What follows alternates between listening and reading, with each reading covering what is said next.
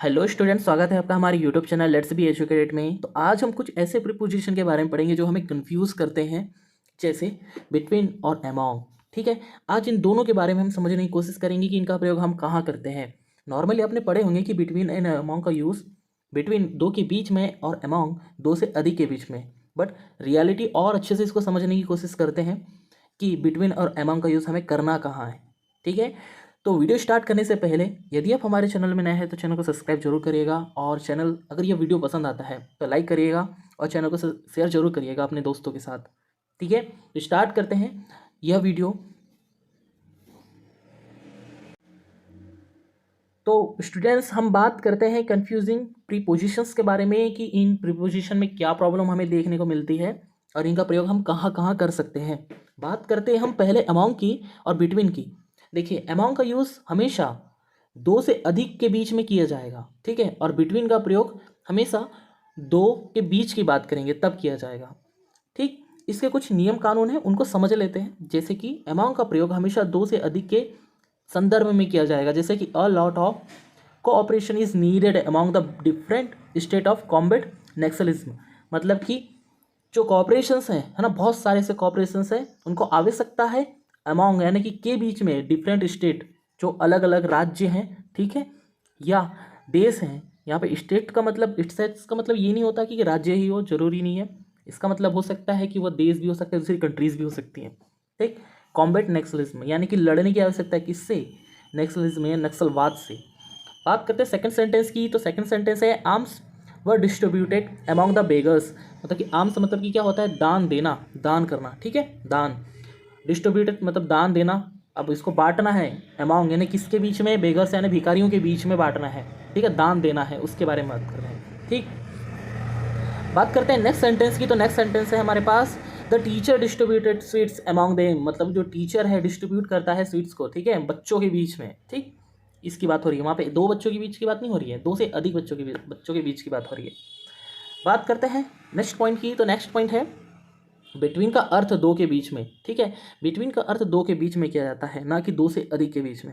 देखेंगे, the match will be played between India and Australia. ठीक है, यहाँ पे अमॉन्ग का यूज़ नहीं किया जाएगा, ओनली बिटवीन का यूज़ किया जाएगा। अगले पॉइंट की ओर जाते हैं। अगला पॉइंट है हमारा बिटवीन का प्रयोग दो से अधिक के लिए भी होता है, बशर्ते उसमें क्या होना चाहिए? एक शर्त दी हुई है कि उसमें पारस्परिक संबंध होना चाहिए, यानी कि म्यूचुअल रिलेशनशिप होनी चाहिए। ठीक है, मतलब कहीं ना कहीं उनके बीच में कनेक्शन होना चाहिए। ठीक, जैसे there is a tournament to be played between India Australia and New Zealand. मतलब कि जो टूर्नामेंट खेला जाएगा वो किसके बीच में खेला जाएगा? इंडिया ऑस्ट्रेलिया एंड न्यूजीलैंड के बीच में। ठीक, मतलब कि हो सकता है इंडिया न्यूजीलैंड के साथ खेले, हो सकता है इंडिया ऑस्ट्रेलिया के साथ खेले, हो सकता है ऑस्ट्रेलिया न्यूजीलैंड के साथ खेले, मतलब तीनों के बीच में पारस्परिक संबंध है। बात करते हैं नेक्स्ट सेंटेंस की, there is an alliance between the three European nations. मतलब कि जो अलायंस है, ठीक है, तीन यूरोपियन नेशंस के बीच में है। ठीक है, मतलब कहीं ना कहीं उनके बीच में क्या है? पारस्परिक संबंध है। ठीक, उसके बाद नेक्स्ट पॉइंट है बिटवीन के बाद हमेशा ऑब्जेक्टिव केस का प्रयोग किया जाता है। केस की हम बात करते हैं तो हमें मुख्य रूप से तीन देखने को मिले, जैसे कि सब्जेक्टिव, ऑब्जेक्टिव और पॉजिटिव केस। ठीक, ये तीन प्रकार के देखने को मिलते हैं।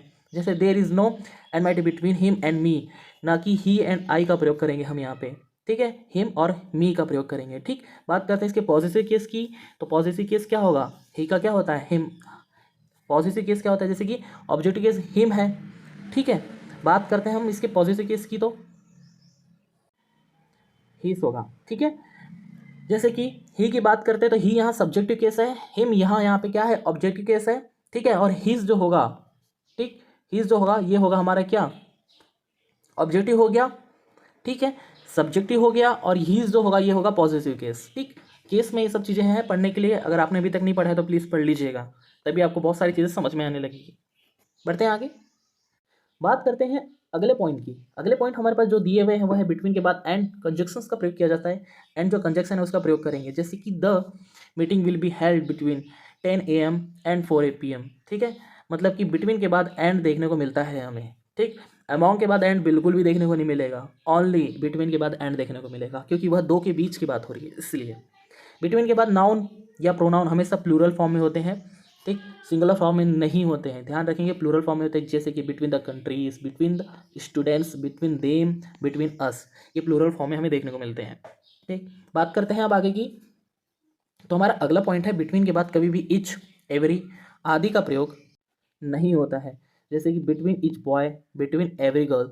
ठीक है, ध्यान रखेंगे इच एंड एवरी का प्रयोग बिटवीन के बाद नहीं किया जाता। ठीक, इसके कुछ और भी पॉइंट्स हैं। ठीक, बात करते हैं इसके कुछ और पॉइंट्स की, तो जैसे कि अमॉन्गस्ट। ठीक है, लास्ट में एस टी लग जाता है, अमाउंट के बाद एस टी लग जाता है। और अमाउंट की बात करते हैं, जो नॉर्मल पॉइंट है, आपको अगर समझना है तो आप समझ सकते हैं, नहीं समझना है तो आप स्किप कर सकते हैं। ठीक, जैसे कि अमाउंट और अमंगस्ट। ठीक है, इसके बाद भी हम द का प्रयोग कर सकते हैं, लेकिन दोनों कंडीशन थोड़ी सी अलग है। डिपेंड करता है हमारे जो मतलब कि जो नाउन दिया रहेगा उस पर। ठीक है, कि नाउन अगर उसका जो साउंड है, ठीक है, वो कॉन्सोनेंट से शुरू होता है तो उसके पहले द के पहले हम अमाउंट का यूज़ करेंगे। ठीक, लेकिन अगर वो वॉवेल से शुरू होता है, ठीक, वॉवेल बोला जाता है इसका रियल प्रोनाउंसिएशन। ठीक, अब बात करते हैं वॉवेल का, तो वॉवेल साउंड शुरू होता है। ठीक है, अगर ऐसा नाउन जिसके पहले द हो और हमें वहाँ पे अमाउंट या अमंगस्ट का यूज़ करना हो, तो उस कंडीशन में आप पहले नाउन को पढ़ेंगे कि नाउन का जो प्रोनाउंसिएशन है वो वॉवेल साउंड है या कॉन्सोनेंट। अगर वॉवेल साउंड है तो उसके पहले अमंगस्ट, अगर से कॉन्सोनेंट साउंड है तो उसके पहले हम किसका प्रयोग करेंगे, अमाउंट का प्रयोग करेंगे। ये कुछ नियम, कानून और धर्म है, आप इसको समझ लें प्रीपोजिशंस के। ठीक है, आपको वीडियो अगर पसंद आता है, अगर आपको ये जो इन्फॉर्मेशन बहुत अच्छी लगती है, तो चैनल को सब्सक्राइब जरूर करिएगा, लाइक जरूर करिएगा, और अब जिसको ज़रूरत हो, जो अपने फ्रेंड्स, स्टूडेंट्स, उन्हें शेयर जरूर करिएगा। Thanks for supporting.